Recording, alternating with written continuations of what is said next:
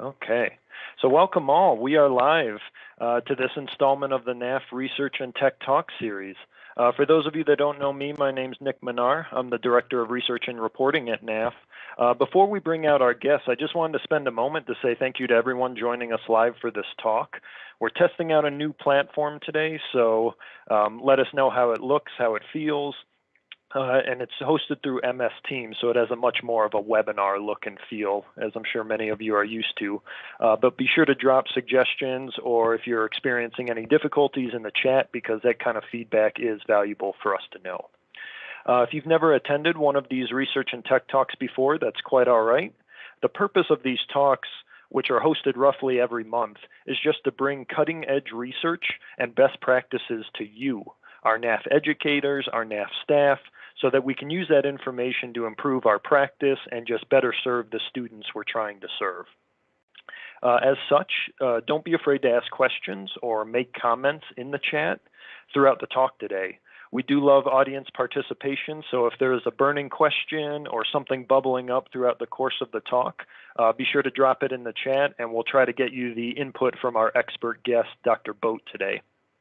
We'll also have some dedicated time for Q&A towards the end of the talk as well, so you can kind of pick how you'd like to be engaged.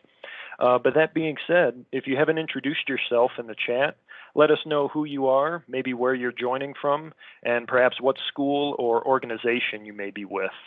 We like to try to create a small learning community, so we all like to become friends here at the NAF Research and Tech Talk series. Just another really quick word before we get started. These NAF Research and Tech Talks are recorded and then posted to social media after the talks take place. So we're going to post this to our NAF's YouTube channel, our NAF's Educator Facebook page, and then also the NAF Research and Tech LinkedIn page. So if you haven't done so already, please give our NAF Educator Facebook page as well as the NAF Research and Tech LinkedIn page a follow, and you can kind of keep up to date on when these recordings come out and any future talks as well. I'm going to be dropping links to both of those in the chat just momentarily. So our guest today, I'll bring her out now, is Dr. Ashley Boat. Let me get you spotlighted as well, Ashley. All right. Here she comes. Add spotlight. Bear with me while we figure that out. So yeah, Dr. Ashley Boat is an applied research scientist at the Search Institute. Ashley's research seeks to advance our understanding of how developmental relationships and social capital promote the well-being of youth from historically marginalized communities. We'll be discussing a recent study conducted by Ashley and the Search Institute titled "The Power of Social Capital: Findings from the Social Capital Assessment and Learning for Equity, or SCALE project." As a former teacher herself, Ashley is passionate about conducting inclusive and practice-relevant research, and she's also well-versed in measure development and program evaluation. Dr. Boat uses her analytical skills to develop empirically rigorous research so that we can better meet the needs of all youth today. And with that, I'll make sure you're off mute, Ashley, and we'll get started. I'm going to be dropping those links in now, but Ashley, thank you for joining us today. Yeah, of course. So I'm really happy to get the chance to sit down with you. And if any of our viewers attended 2 weeks ago, we had another talk on social capital with Julia Freeland Fisher, who I understand you worked very closely with in your own work. Yep. But just assuming folks in the audience may not be as familiar with social capital, or maybe they didn't see that talk, I'd like to just start our conversation kind of on what that is, just so we can do some level setting. Yeah, that's a great question. Social capital has been sort of defined and conceptualized and talked about in many, many different ways. I think for me, one of the most basic ways to really think about social capital is relationships plus resources. Okay. And so it's really about having a network of people in your life that you can go to for valuable resources. And resources can be a lot of different things. So this could be things such as emotional or social support, but it can also be more tangible things such as financial help or information about a job or an education opportunity. Okay. I like that conceptualization. So it's kind of both a web of resources, but also the ability to utilize that web, right?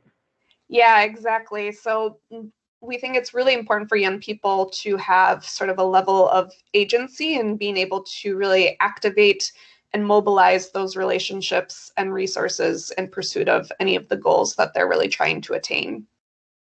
Great, great. So why is social capital as it relates to students, why is that important for educators to think about? Why should they kind of have that on their radar? And why is it important for things like college readiness, career readiness? Yeah, so I think social capital is important for educators to have on their radar because really aside from family members, school is the next really most common place where young people begin to really develop social capital. So at school, social capital can come from peers, it can come from teachers, it can come from other adults within the school environment. We also know that students' level of social capital has really a lot of important implications for students' future education and career success.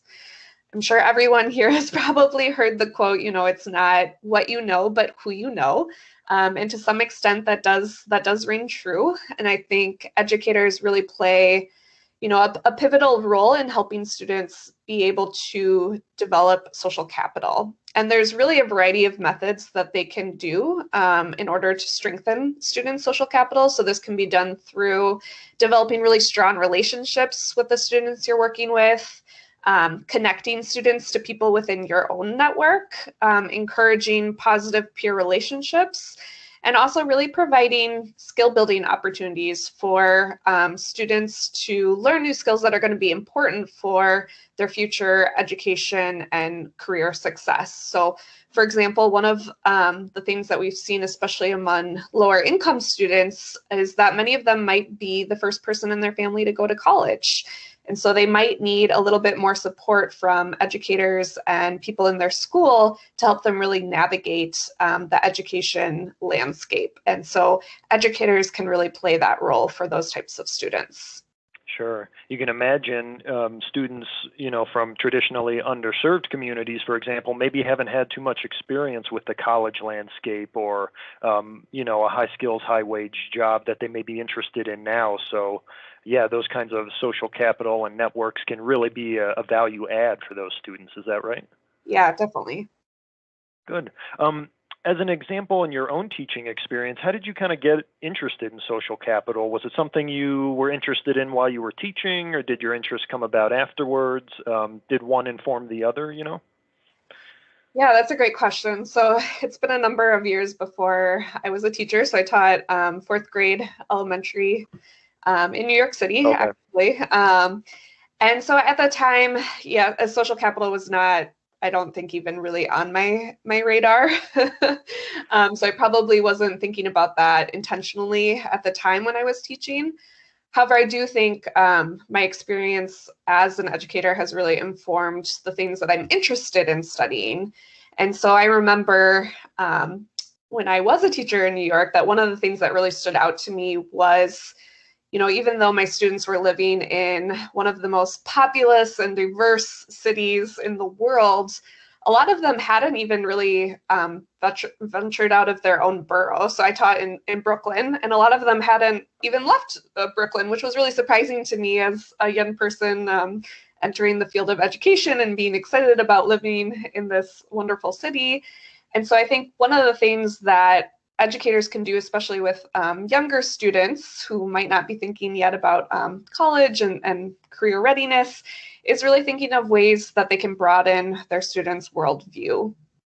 And so really giving them the opportunities to go on field trips, to meet and explore other people from different backgrounds and different experiences, and really trying to connect them to those types of resources, I think is one way that educators of some of the younger little ones can really help prepare those young people to be ready and to really develop social capital.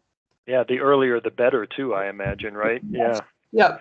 I've encountered that just anecdotally. I don't have a teaching background, but I do get to go sometimes on quality visits to our NAF academies, and even some of those high schoolers say, I've never really been out of my city, or traveled to a different state and just gotten to experience some of the broader experiences. And yeah, it really speaks to the importance of making those connections and getting that experience as well. Yeah. Now, I'd like to ask, a great deal of your work not just focuses on social capital, but also what are defined as developmental relationships. That's typically defined, and correct me if I'm wrong, but as a close connection to which a young person can discover kind of who they are, gain new abilities that shape, their career trajectory or their lives, and also kind of just learn how to interact and contribute to the world around them. So, Can you kind of tell our audience how does that work kind of hand in hand with social capital? Yeah, so relationships, I think, to us at Search Institute are really at the heart of social capital. So the social capital literature will often talk about things such as, you might have heard the term strong or weak ties. And strong ties are really thought of as strong personal relationships such as family members or friends, whereas weak ties tends to be somebody who you might be more loosely associated with or connected with. And both of those types of relationships are really important for social capital. However, developmental relationships more closely links to what I would consider a strong tie. But these relationships are really, really critical. And the reason they're so critical is because it's really through those relationships, those really high quality, strong relationships, that a young person is most likely to become connected or affiliated with those weaker ties. So it's through the strong relationships that they're going to get to know, a future employer, Gotcha. for example. Gotcha. The other thing I would say about developmental relationships is they go beyond what I would call just a positive relationship. So at Search Institute, we've kind of identified 5 key elements of developmental relationships, and these include express care, provide support, challenge growth, share power, and expand possibilities.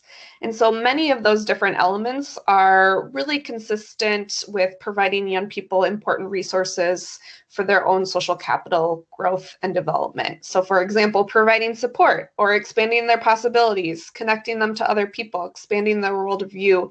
We view that as a really important part of developmental relationships, whereas just positive relationships tend to really just focus on that express care component. Gotcha. So yeah, it goes beyond kind of caring about just the traditional well-being of the individual, but really being intentional about helping that person grow. Is that accurate? Yep. Okay, great. Really quick before we kind of dive into the study you conducted and what you found there, can you just speak to why this type of research, like social capital and developmental relationships, why those are important for some of those students we've already hinted at who may be from underserved communities or, who may be part of an ethnic minority and, tackling access and equity? Yeah, definitely. So we know that social capital is not equitably distributed. Research has shown that, due to a host of systemic barriers, including racism and discrimination, young people from historically marginalized communities tend to be underrepresented in post-secondary education and employment pathways.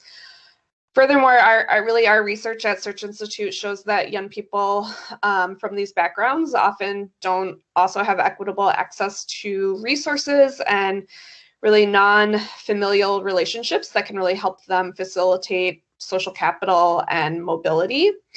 And so I think it's really important for schools to find ways to really close that relationship gap. Mm-hmm.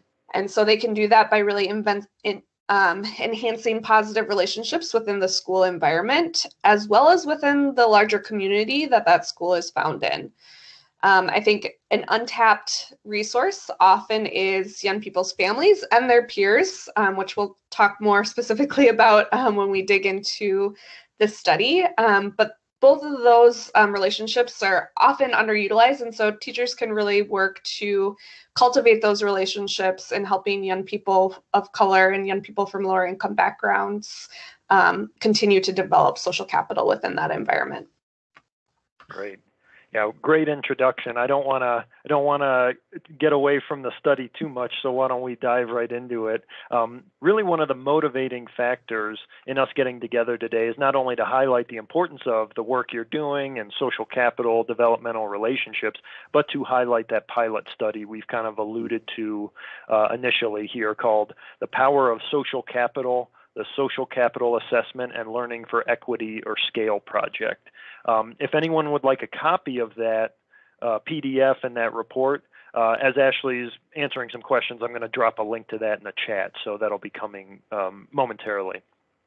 Now, I've had the privilege of reading this report, and again, I'm really thrilled to be discussing it with you today. And just before we get into the nitty-gritty aspects of it, I'd like to just talk about how you geared this work in creating educator-friendly, validated measures of social capital and some other aspects we'll get into. So I just wanted to say that was probably my favorite part of reading this work, is just seeing not only are you giving us great results, but then you're also turning it around and say, hey, if you want to use this in your school or your research, we've made educator-friendly materials so that you can do that. Can you tell us a little bit more about how this work came about, and what were you looking to accomplish when you really started this pilot work? Yeah, so the SCALE project was really done in partnership with the Christensen Institute, as well as 6 pilot organizations. And these 6 organizations are all organizations that serve youth and young adults, and they're really dedicated to wanting to enhance the social capital of the young people that they serve. And this work was funded by the Bill and Melinda Gates Foundation. And really the goal was to be able to develop well-validated and reliable measures of social capital that are indeed practitioner-friendly. And the reason that the Gates Foundation and Christensen Institute were so invested in this is they've long seen this as a big gap in the field. They recognized and have partnered with a lot of organizations and schools that are interested in social capital, but they weren't really sure how to measure it. And mostly that was due just from there being a lack of really practitioner-friendly measures out there. And so Search Institute was brought into this work really as a measurement partner to kind of help fill this gap and fill this need. And so that's really what led to this work and was the main outcome that we were hoping to accomplish through this work.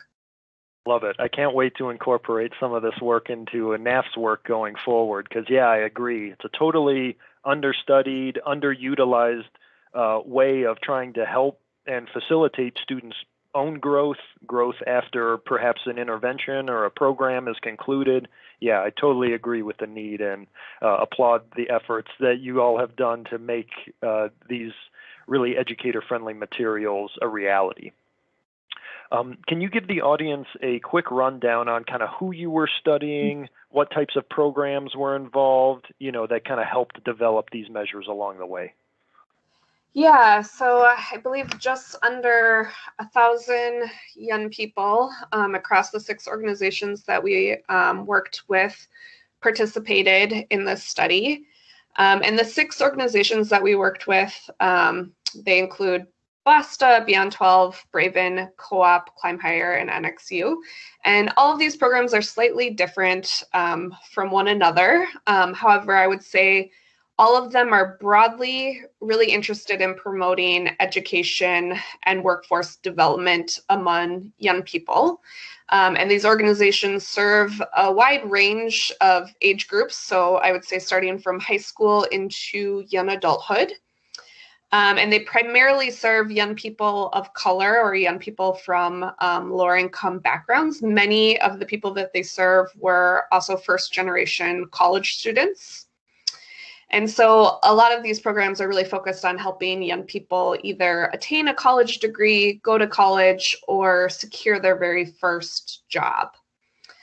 The other unique aspect of these programs is, I would say, they're all designed in a way to connect young people to a peer group. And so these young people go through the programs in a sort of peer cohort model where they get to go through the program with other similarly aged youth.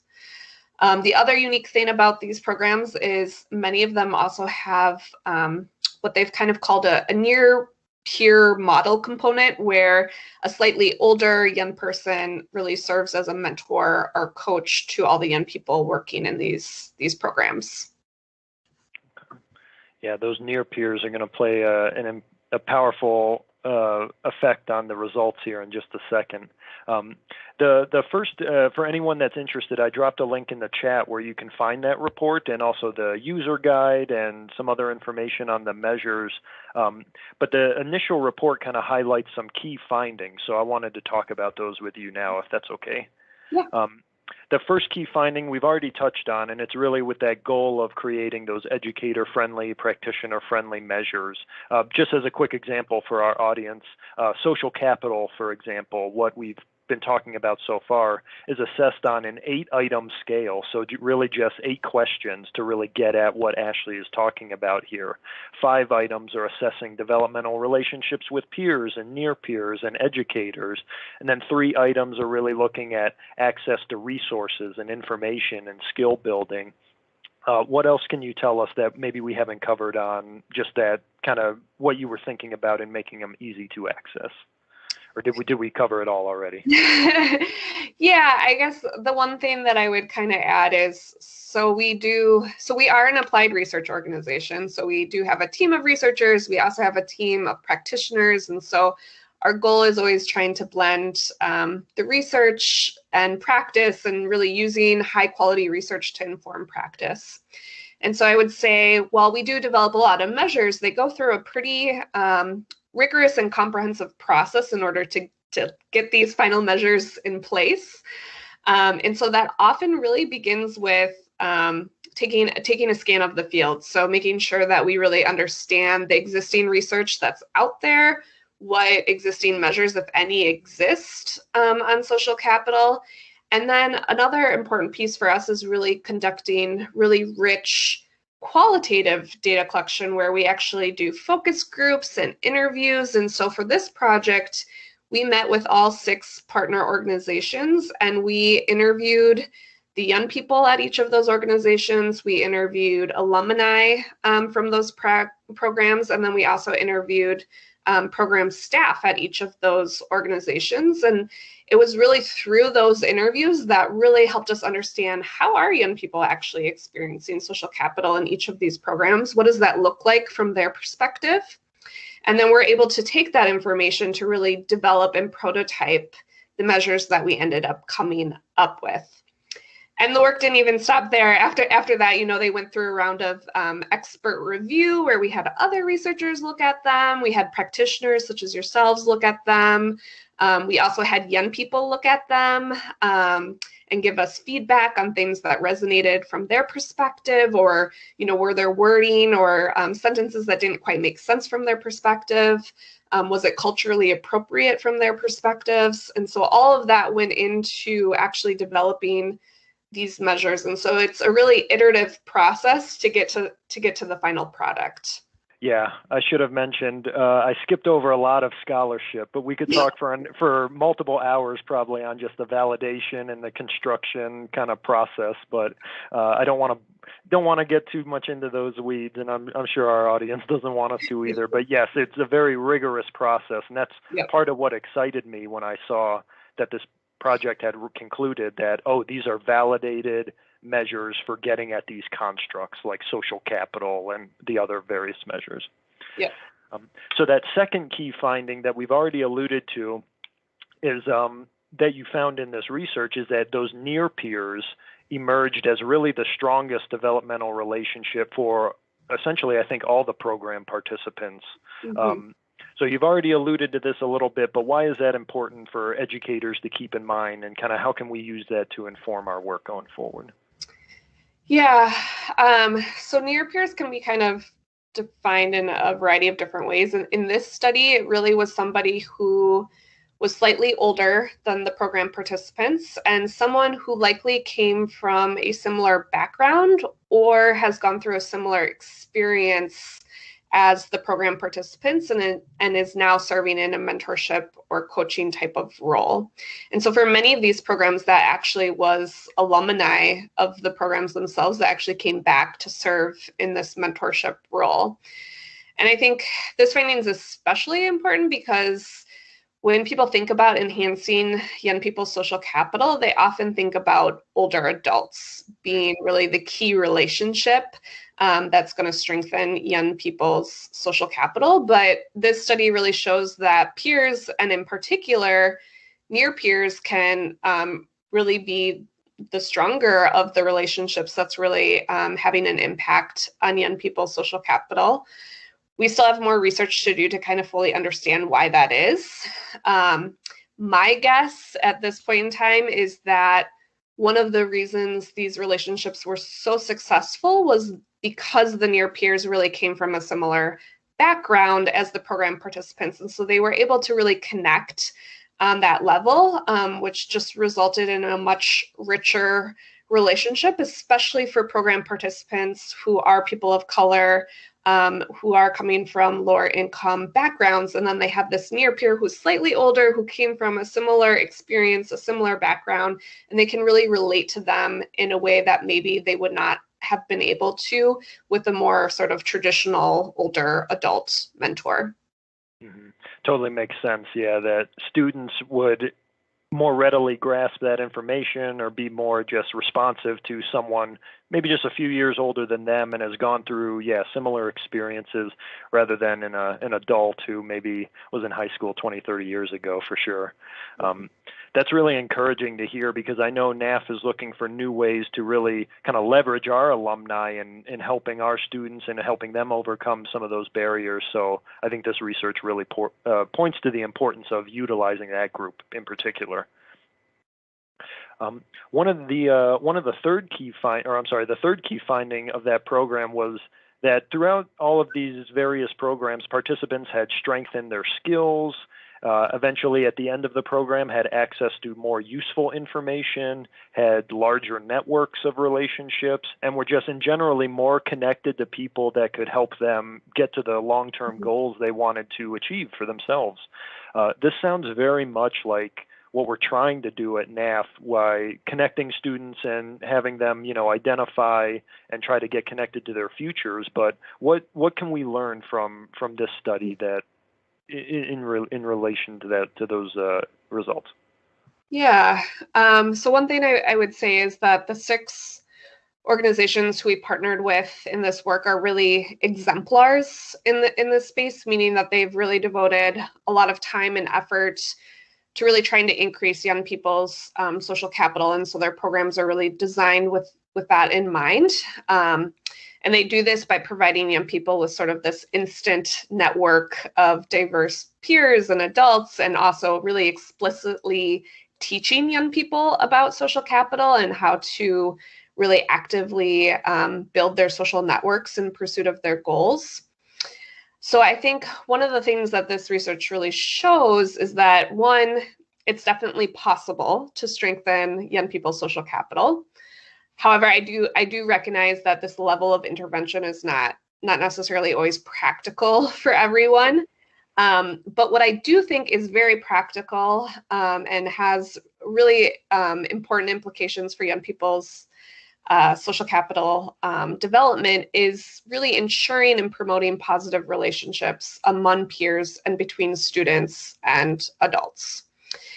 It's really through those relationships that we saw all these positive benefits emerging. It's through the relationships that they're building skills. It's through the relationships that they're gaining increased access to information and other resources. And so I think thinking, about just ways that you can strengthen a relationship with a student, even if that's one-on-one, can have a really powerful impact on that young person.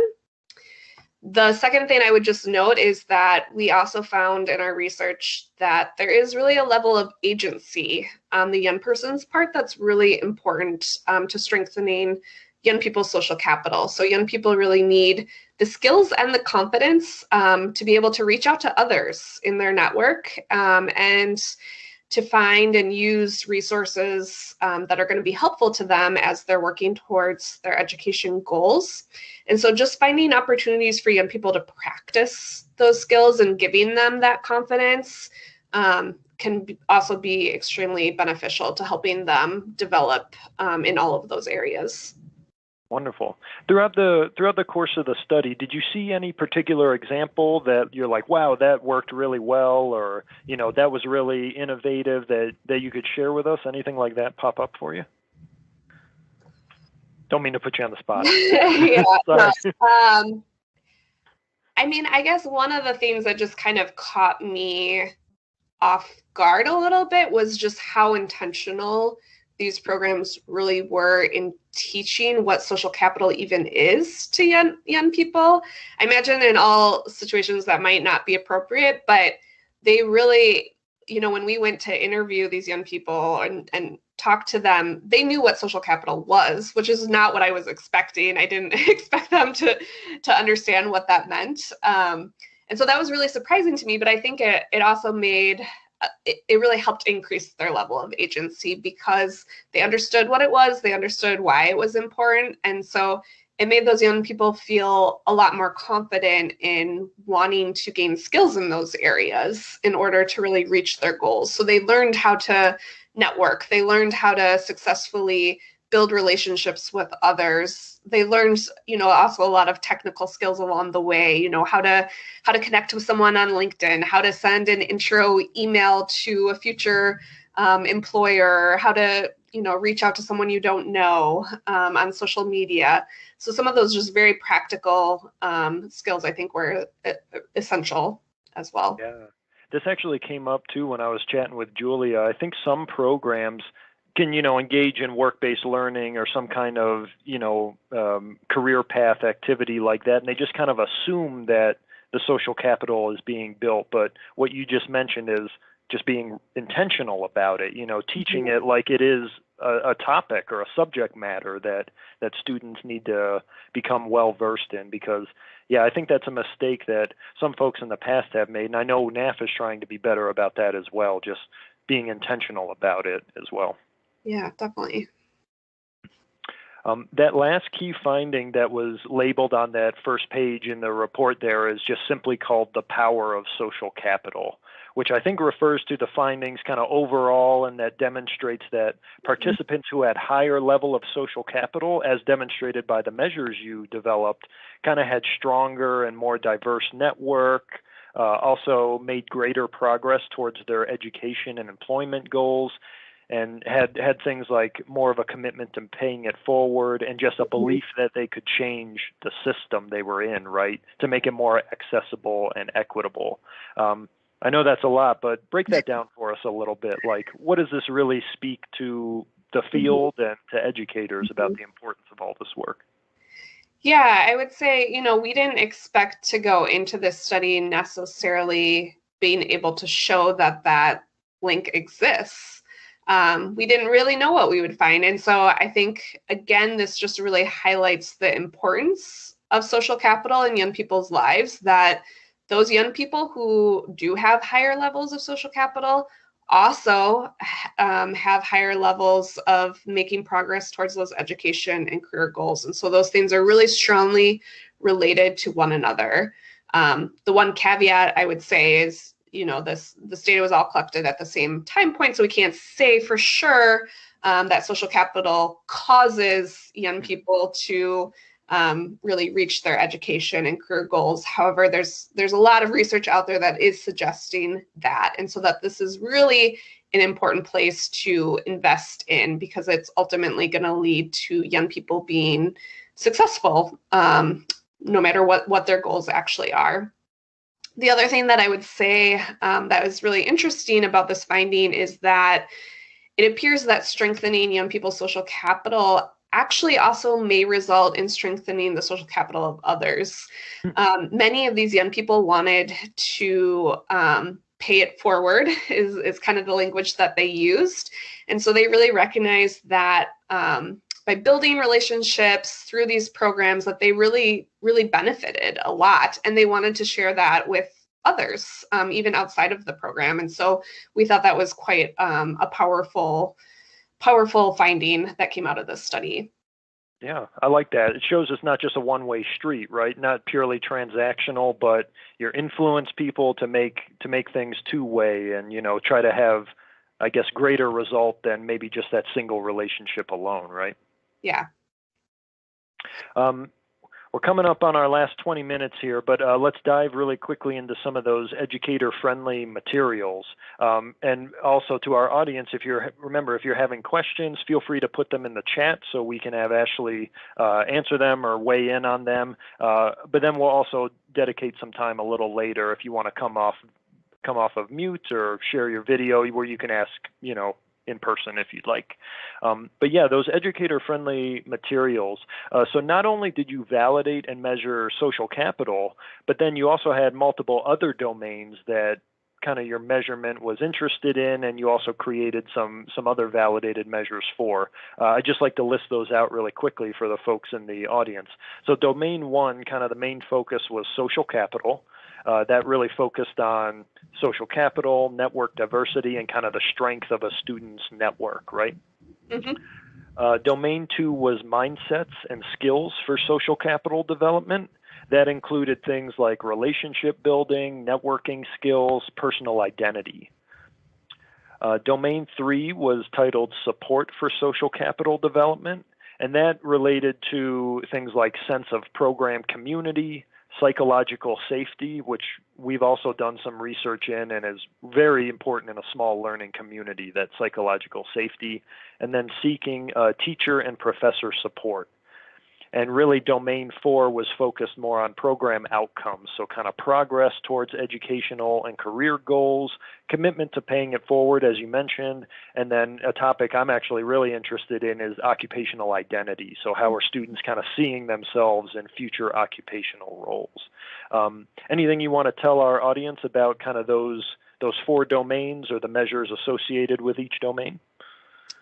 Yeah, that was an accurate description of all four of the domains that really came out of this work. And those four domains were kind of selected really based off of the six programs that we were working with and what they thought was most important. So they weren't just interested in social capital, but they really wanted to be able to connect social capital to a host of different program outcomes that were important to them.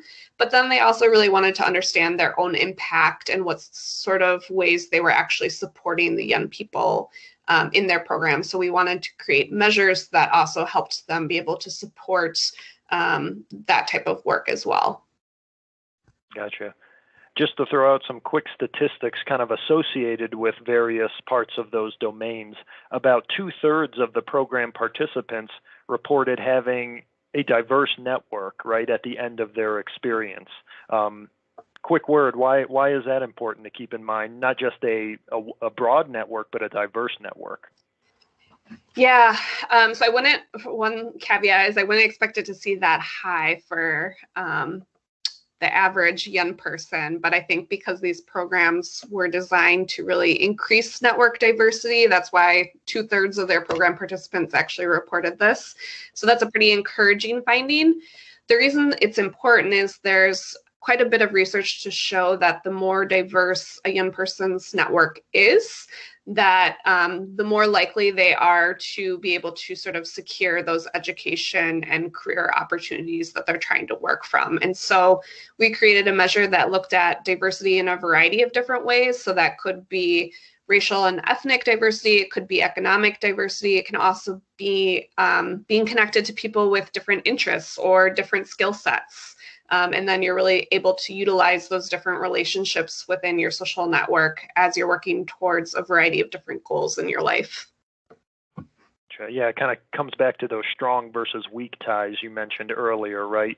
You kind of have a core group of those strong ties, I guess, but the more broad and diverse your network is, those weak ties can actually help you in your career trajectory or achieve your educational goals. Yeah. Yep. Participants also tended to report having people in their network who they were kind of along that point, who they were less close with, but could influence their career and educational trajectories. About 2/3 of the participants said that. And then about 80%, I think it was, of the participants said they had people they could trust to help them pursue their goals. That's really powerful, I think, when you're talking about someone just starting on their career path. Is that the sense you got for these students and these individuals in these programs? Yeah, I would say it's pretty common that people are going to report, a higher percentage of people are going to report having sort of those close relationships, and that a slightly fewer young people are going to report having some of those weaker ties that can be really influential. But it's still really encouraging to see that over 2/3 of the young people did report having those type of relationships in their lives. And I would really give credit to the programs for being able to sort of foster those type of relationships within their program by connecting young people to potential employers or alumni or other people within their network, volunteers. A lot of the programs had volunteers come in. And so there were a lot of opportunities for these young people to be connected with some of those weaker ties. Gotcha. I just allowed mics and cameras for our audience. So if anyone in the audience would like to ask a question of Dr. Boat, feel free to just come off mute and ask that. Otherwise, I'll just kind of keep rapid firing questions at her to fill up some of the time here. But yeah, feel free to come off mute if you have a burning question or anything that's come up that you're curious about to get Dr. Boat's input on. So what would you, if you could, this is kind of a question out of left field, but if you could make a recommendation or two to a program like NAF or someone else who's really interested in helping those students, expand their social capital, expand their network, what do you think is something we could do like right away or immediately that maybe a lot of people aren't even doing or thinking about? Yeah, I would say one thing that could be useful is having young people actually map out their relationships and really help them. And there's a variety of different activities, and I'm happy to share some existing ones that are out there. But I think that gives them a level of agency to see, who are the relationships that I have in my life, and what sort of resources do those relationships provide for me that I can go to these people for different things, and helping young people actually see that and what that looks like, and start to articulate, who I can go to for what sort of things that I need as I'm working towards this goal versus can I go to this person for this other goal. So that's one sort of like tangible activity that we've seen a lot of these programs implement. Again, just really intentionally investing in your relationships with young people and really trying to foster a positive relationship with a young person is going to do wonders for that person's success. And so I probably sound like a broken record saying that, but that's really the heart of what Search Institute is trying to do and trying to promote, and trying to really reach all young people, not just a couple that you have in your class, but really making sure that you're finding ways to connect with everyone is going to have really important implications for those young people's lives. Gotcha. You actually mentioned that reminded me of a point you brought up before, where sometimes individuals' families and relatives may be a source of good social capital. Can you talk about that for a little bit? Yeah, I would say that's a underutilized resource, but a lot of people get their social capital from their immediate family members or their extended family members. And so thinking about ways that the school can really engage families in helping think about what is needed for that young person to meet their goals can be really beneficial. And then it also allows for there to be a deeper connection between educators and those family members to make sure that they're both really helping to contribute to that young person's success and opportunity to thrive over time.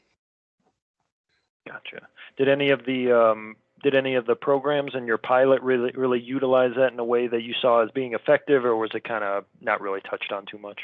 No, I would say that was not a core emphasis of any of the programs, and a lot of that was because a lot of those programs were working with young adults or people kind of outside of the school age range. There was one program that worked primarily with high school age students, though that was not a core component of their work that they did. But one thing I would say is that a lot of those programs, by the end of the work we did together, recognized, oh, this is an asset.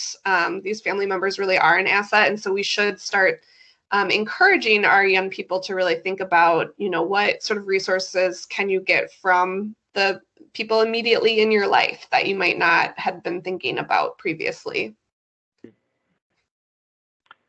Apologies to the audience. It's saying I'm actually locked out of the chat right now. But if you do have a question, like I said, you can feel free to come off mute and ask Dr. Boat directly. I'm hoping the chat won't be a barrier if you have a burning question.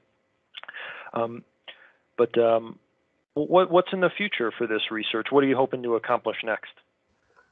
Yeah, that's a great question. So the one thing I should mention is that this is really just the beginning of this work. And so in the next several years, I think there's a couple of things that we hope to accomplish. So one, we really hope to expand our portfolio of social capital measures.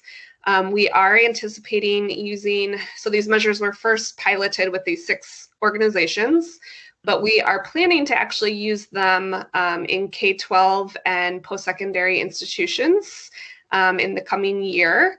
And we hope that through this additional pilot test, we begin to see where there might be some more gaps and more measurement needs. And so we do anticipate actually creating additional measures out of that work. The second thing that we're hoping for is we continue as an applied research organization wanting to really make these measures accessible and easy to use. So I know you're sharing a link to our resource hub, which is new on our website, but we're going to continue to think about ways that we can make these measures even more user-friendly on our website so that practitioners can take them, use them, and easily integrate them into their own survey platforms.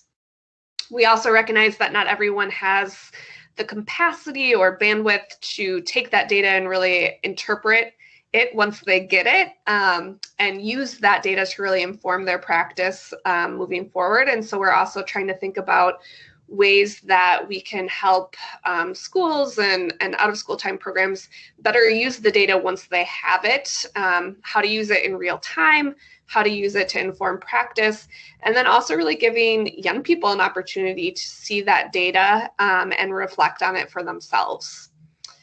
And then the final thing that we're hoping to do, I know that's a lot already, but we're also really hoping to begin developing tools, so practitioner-friendly tools that educators and other adults can use to help strengthen young people's social capital. And so that could look in a variety of different ways. So like the relationship mapping activity, that could be one type of tool that we might actually create and give to practitioners so that they can take that tool and use it within their own classrooms.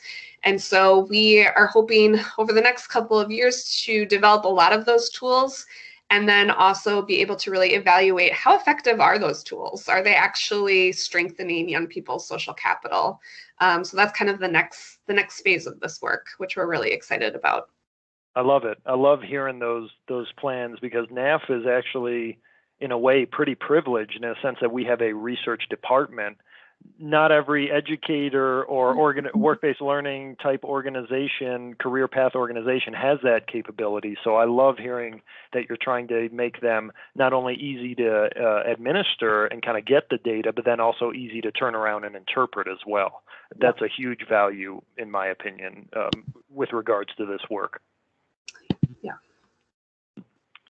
All right.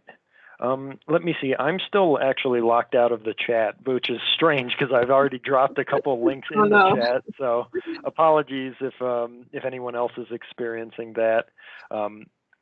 But yeah, just where can folks kind of keep up to date on your work moving forward? Are you on social media? Do you post things to Twitter? Like, what's the best way if I'm an interested educator? How can I stay up to date on the work you're doing? Yeah, so Search Institute is on, I think, all the different social media platforms. I know we're pretty active on LinkedIn in particular. We also just upgraded, as I mentioned, our website. So we do now have sort of this resource hub where you can find a bunch of new information about research that's coming out, as well as very practitioner-friendly tools that are going to be made available. And we also are planning to put resources from other organizations out there on that hub as well. So we will be putting out stuff from like the Christensen Institute and other people who are really engaged in this type of work as well. So you'll be able to find all of those resources there. So I would say that's probably the best place to look for updates on this work. But I'm more than happy to have people reach out to me via email if they have any questions or are curious about sort of the future work or anything around that. Yeah, I was actually going to drop your email in the chat in case anyone did. Can you see if you have that capability right now? Like I said, we're testing out a new platform, so it's our first time. All right, it looks like you can type in the chat, which is good. Apparently, it says I'm not a member of the chat, so I'm apparently blocked. But folks should feel free to reach out to you if they just want to get more information or maybe some good pointers on kind of using these measures. That's all okay? Yep, of course. All right, great.